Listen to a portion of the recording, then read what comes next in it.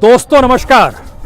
दोस्तों वक्त गुजर रहा है और वक्त गुजरने के साथ साथ लगभग 85 दिन बीत चुके हैं। इन 85 दिनों के भीतर में हो सकता है कई बार सरकार की आंखें इस दृष्टि से खुली हो कि आने वाले वक्त में ये झोपड़ियां हट जाएंगी,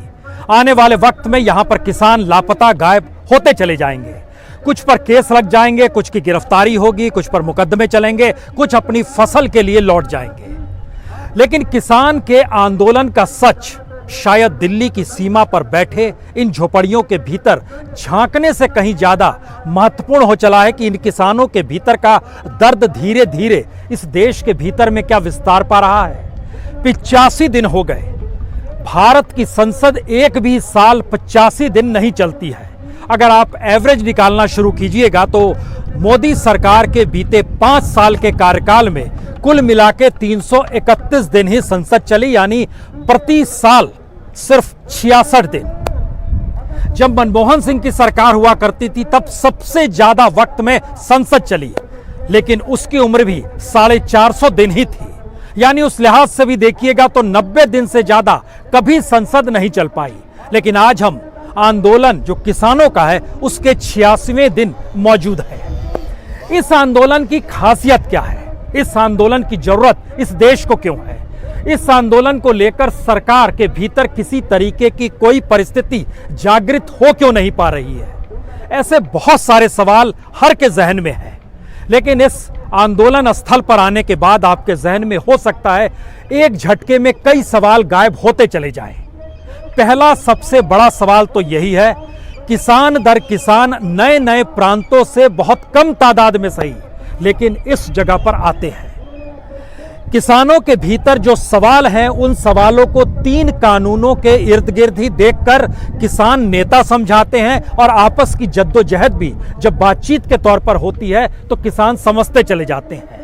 पंजाब के भीतर में 16 पंचायतें, हरियाणा के भीतर में 24 महापंचायतें, उत्तर प्रदेश के भीतर में लगभग 28 पंचायतें, राजस्थान के भीतर में लगभग 9 पंचायतें और अब मध्य प्रदेश, महाराष्ट्र, झारखंड, बिहार,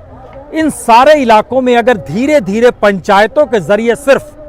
किसान आंदोलन क्यों चल रहा है और इसको चलाने की जरूरत क्यों है, अगर इसको लेकर बहस हो रही है तो इसका मतलब बहुत साफ है। पहली बार इस देश के भीतर में एग्रीकल्चर, कृषि अर्थव्यवस्था या किसानी को लेकर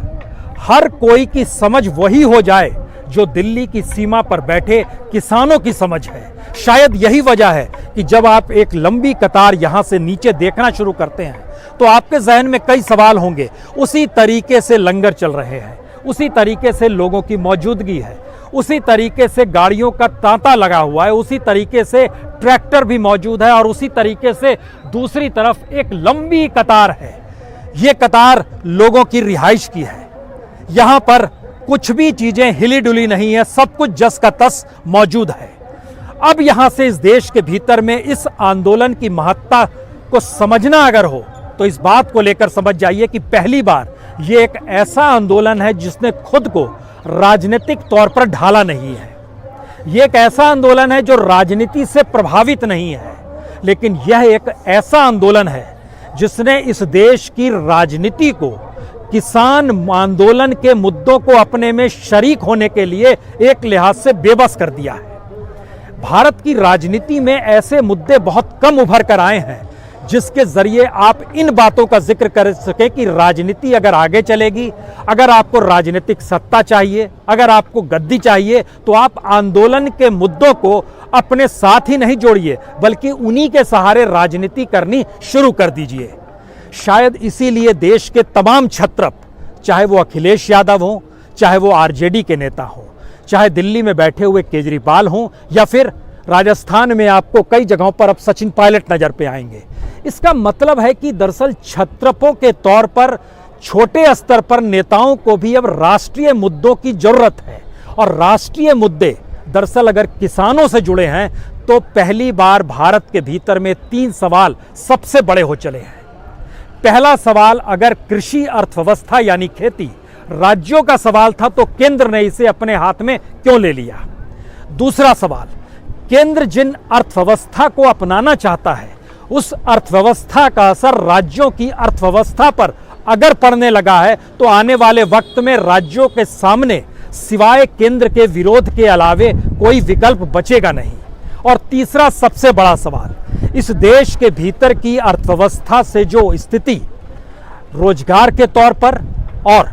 इंडस्ट्रियल बेल्ट में उत्पादन के तौर पर और मार्केट यानी बाजार के तौर पर, खरीद के तौर पर हुई है, ये सारी परिस्थितियां धीरे धीरे सही लेकिन किसान आंदोलन का हिस्सा बनते चली जा रही है। हमें लगता है कि आज पहली बार इस किसान आंदोलन के भीतर जो लगातार लोगों से बातचीत हुई उसमें बड़ा तबका पहली बार युवाओं का नजर आ रहा है। युवा इसलिए मौजूद है क्योंकि किसानी के लिए बड़े बुजुर्गों और अनुभव की जरूरत खेत खलियानों में है। युवा इसलिए है क्योंकि कॉलेजेस बंद पड़े हैं। युवा इसलिए है क्योंकि कॉलेज के बाद रोजगार मिलना चाहिए, वह रोजगार भी उन्हें मिल नहीं पा रहा है। और यहीं से शायद इस किसान आंदोलन की ऊर्जा का असल रूप क्या होगा, हमें लगता है आज इसे समझना होगा। भारत के भीतर में तमाम राज्यों में जितनी भी तादाद में शिक्षकों की नियुक्ति होनी चाहिए उसमें बड़ी तादाद में किसान का बेटा भी शिक्षक बनता है। लेकिन आपको जानकर हैरत होगी, देश भर में 60 लाख शिक्षक की जरूरत है लेकिन तकरीबन 10.5 लाख शिक्षक के पद रिक्त पड़े हैं। क्यों पड़े हैं रिक्त? क्योंकि सरकारों के पास पैसा नहीं है कि वो अगर नियुक्तियां करेंगे तो पैसा कहां से देंगे। देश के भीतर में जितनी भी सेंट्रल यूनिवर्सिटीज हैं उन सेंट्रल यूनिवर्सिटीज में पढ़ाने वालों का जो पद है लगभग 6,500 पद खाली पड़े हैं। जो नॉन टीचिंग की परिस्थिति है उसमें लगभग 12,500 पद खाली पड़े हैं।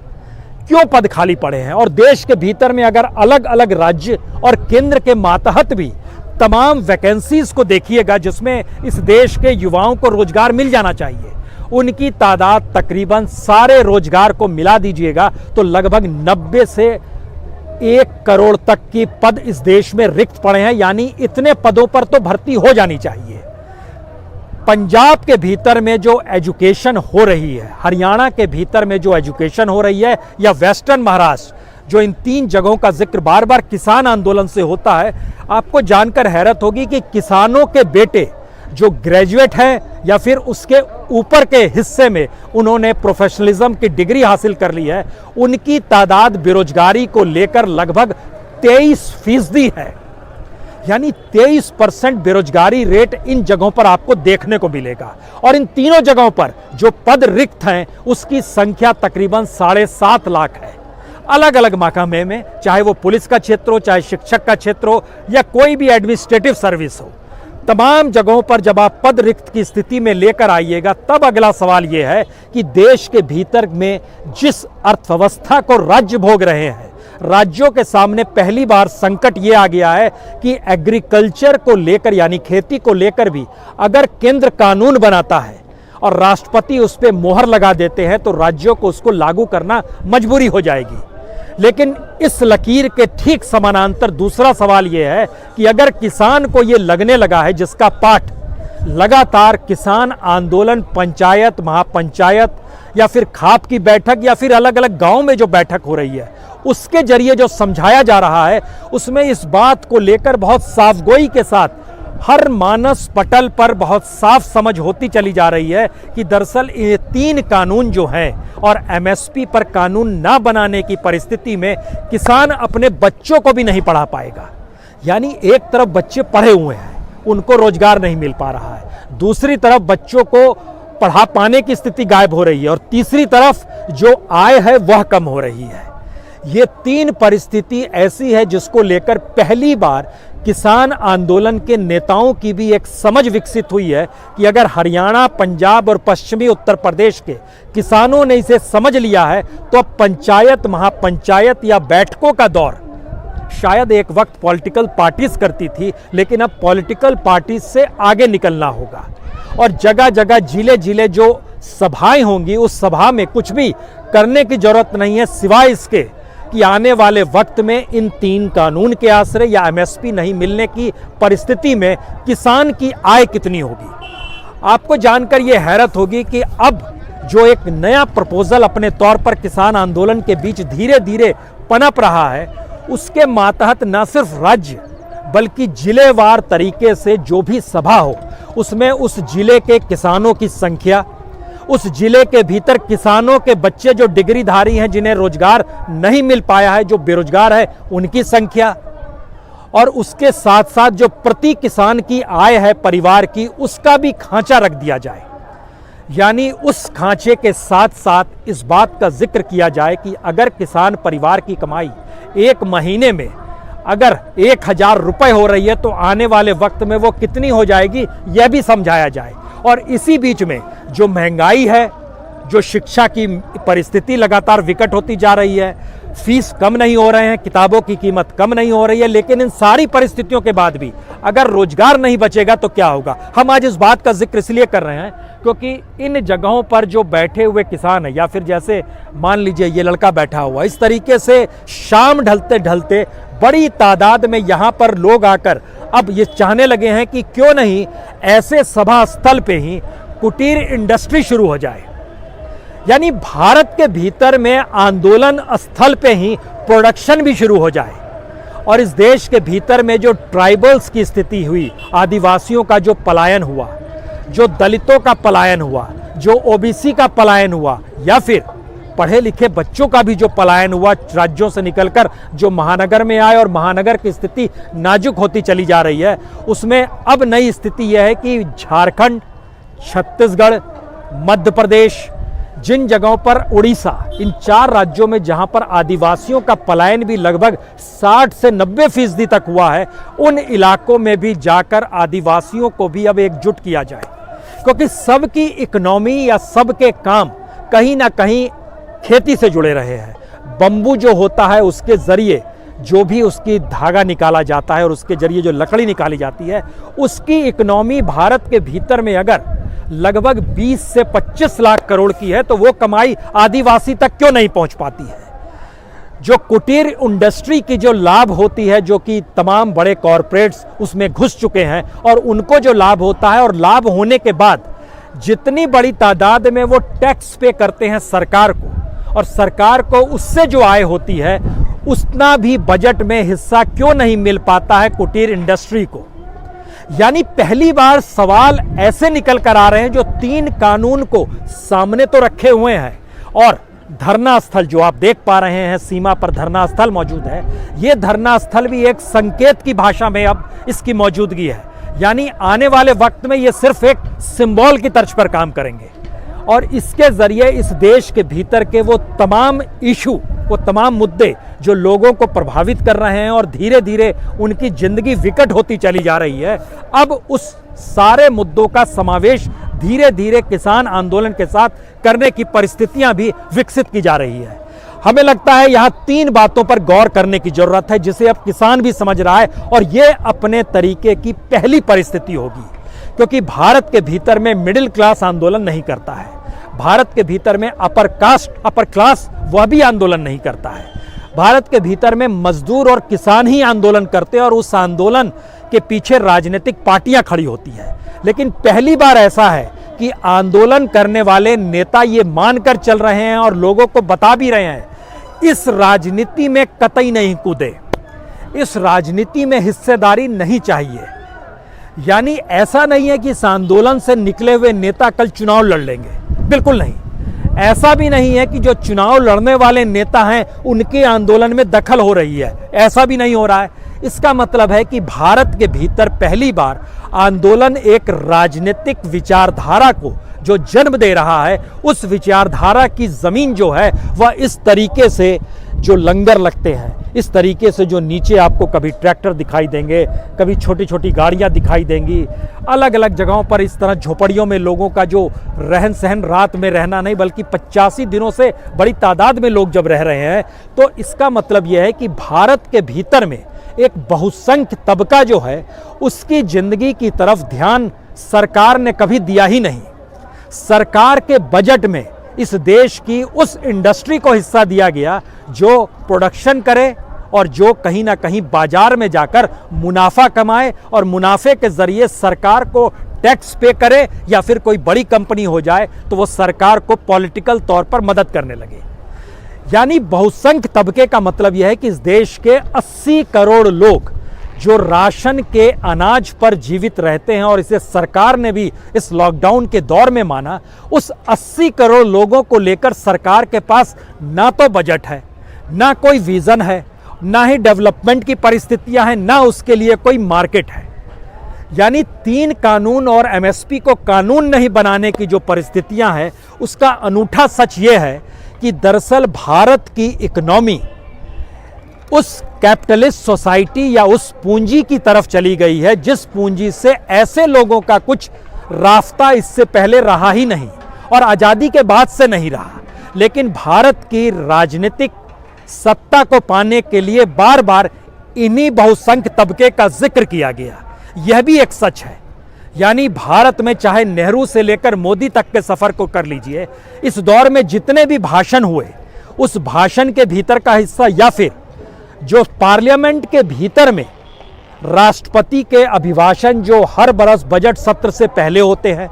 या फिर बजट के वक्त जिन योजनाओं का ऐलान होता है और उस पर जो बजट आवंटित किया जाता है, उसके दायरे में यह तबका नहीं आएगा जो तबका आपको दिल्ली की सीमा पर बैठा हुआ नजर आएगा। इसीलिए इन जगहों से लोग अगर खेती करने निकल पड़े हैं, लोगों की तादाद अगर कम हो गई है, झोपड़ियां वैसे ही मौजूद हैं, तो इसका मतलब ये नहीं है कि दरअसल सीमा पर मौजूदगी कम होने के साथ आंदोलन की मौजूदगी कम हो रही है। ये एक समझ के तौर पर फैलाव है। यानी जो समझ पार्लियामेंट के भीतर से निकलनी चाहिए थी इस देश को एजुकेट करने के लिए, वह पहली बार आंदोलन के जरिए निकल रही है। और ऐसा आंदोलन आपको देश के भीतर कभी देखने को नहीं मिला होगा जो लोगों को एजुकेट इस लिहाज से कर रहा है कि जो इकोनॉमिक पॉलिसी इस सरकार की है, जो पॉलिटिकल तौर पर चुनाव लड़ने के लिए जितनी पूंजी की जरूरत होती है, और जो पॉलिटिकल पार्टीज को अलग अलग इंडस्ट्री और कॉरपोरेट और उसके पैसे की जरूरत होती है, उस दायरे में यह लोग नहीं आते हैं। तो इसका मतलब है कि उस दायरे के लोग इस तरफ देखना बंद कर दें। क्योंकि ध्यान दीजिए, बीते 85 दिनों से अगर यह आंदोलन चल रहा है, तो बीते लगभग 26 जनवरी के बाद से आंदोलन के दोनों तरफ, यानी तकरीबन 1 महीना अब होने को आएगा, बैरिकेड्स जो लगाए हैं उससे शहर वालों को मुश्किल हो रही होगी, लेकिन शहर वालों की आस्था भी कहीं ना कहीं आंदोलन के साथ इसलिए जुड़ी हुई है क्योंकि शहर में लोग गांव से उठकर ही आए हैं और शहर में रहने वाले लोगों को रोजगार चाहिए। रोजगार अगर वो कर रहे हैं तो उनके बेटे दिल्ली के यूनिवर्सिटीज़ में पढ़ते हैं, लेकिन अपने तरीके से दिल्ली विश्वविद्यालय हो, जेएनयू हो, जामिया हो या कोई भी एजुकेशन इंस्टीट्यूट हो, वहाँ की स्थिति अगर धीरे धीरे धीरे धीरे डाइल्यूट हो रही है और अंतर्राष्ट्रीय तौर पर इस बात को लेकर लगातार चिंता व्यक्त की जा रही है कि भारत का एजुकेशन सिस्टम भी डाइल्यूट होते चला जा रहा है, तो इसकी चिंता महानगरों में रहने वाले उन माँ बाप को भी होगी जो ये सोचकर दिल्ली में आए थे कि दरअसल बच्चे दिल्ली में एजुकेशन हासिल करेंगे, उसके बाद उनको रोजगार मिलेगा। अगर ये सारी परिस्थिति इस न्यू इकोनॉमिक एस्पेक्ट के जरिए या सरकार के इकोनॉमिक विजन के सामने धराशायी हो रही है, तो इसके मतलब क्या है? मतलब कई निकाले जा सकते हैं, लेकिन हमें लगता है चूंकि हम इस वक्त आंदोलन स्थल पे खड़े हुए हैं जहां पर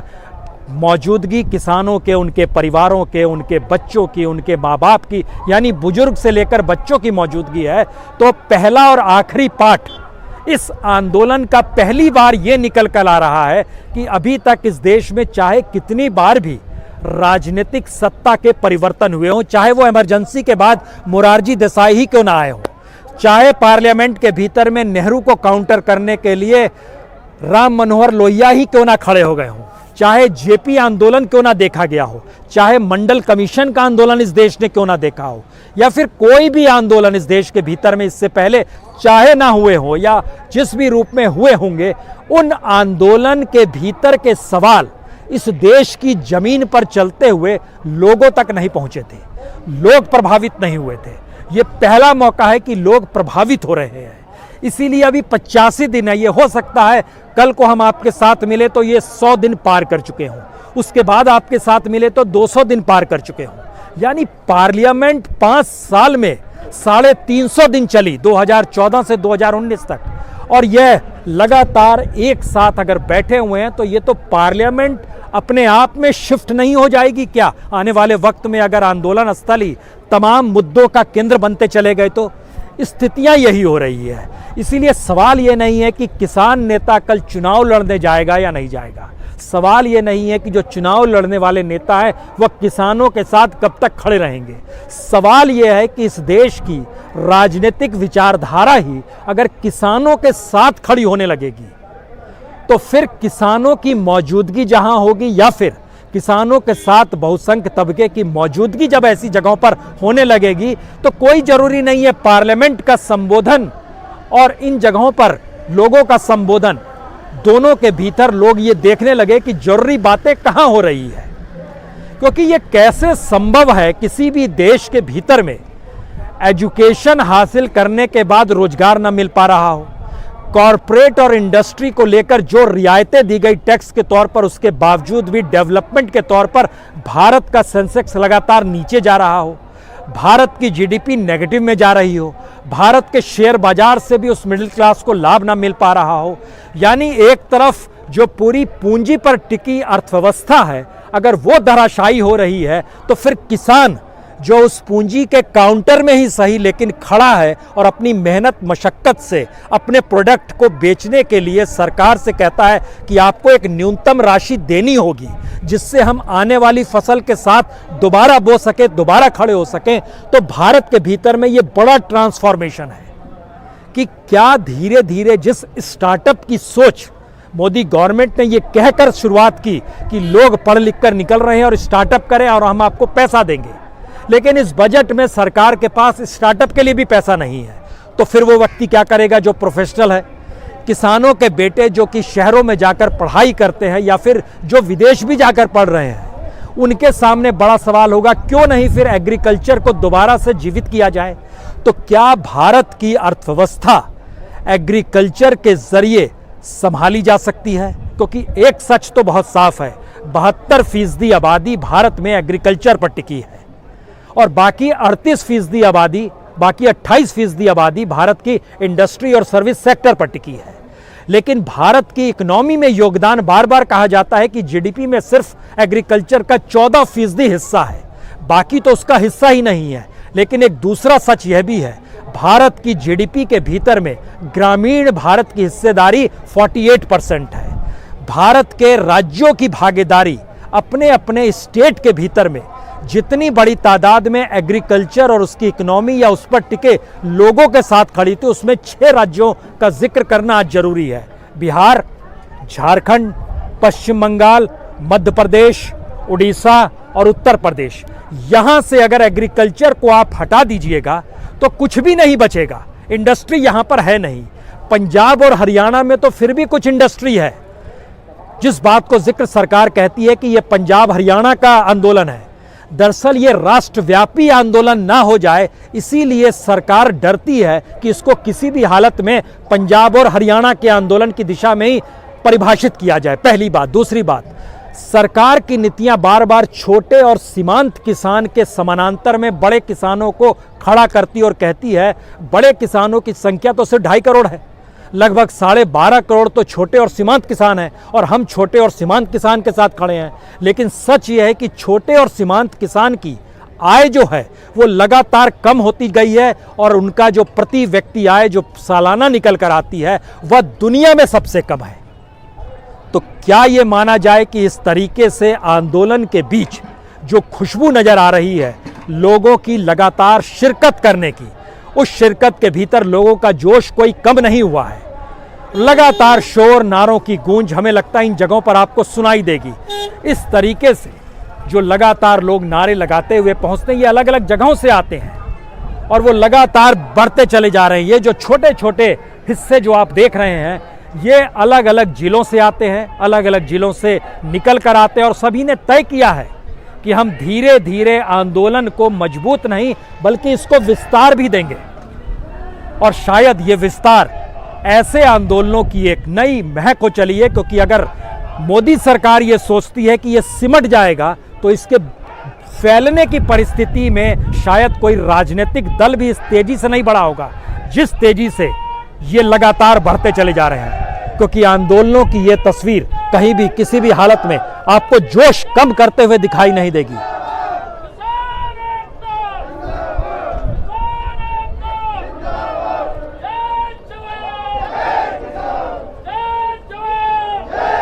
कोई आसान नहीं है जय जवान जय किसान के नारे भी अगर इसके बीच में लगते रहे तो।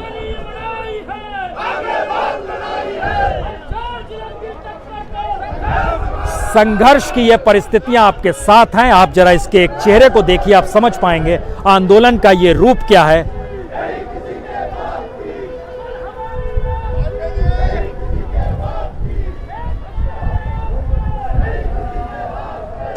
हाथों में हाथ थामे इस तरह आंदोलन करते लोग, दरअसल यह मौजूदा आंदोलन का एक ऐसा सच है जिस पर लोग या सरकार आंखों पे पट्टी बांध ले, वो बंगाल और असम इलेक्शन की तरफ चाहे चली जाए, लेकिन धीरे धीरे राजनीतिक नारे जो हैं वो किसानों के साथ जुड़ रहे हैं। और सवाल ये नहीं है कि सिर्फ जय श्री राम के नारे लगाने से वोट मिल जाए, क्योंकि सबसे बड़ा राष्ट्रवादी और हिंदूवादी तो वह किसान है जो इस जमीन के लिए जीता और मरता है। बहुत बहुत शुक्रिया, बहुत बहुत शुक्रिया।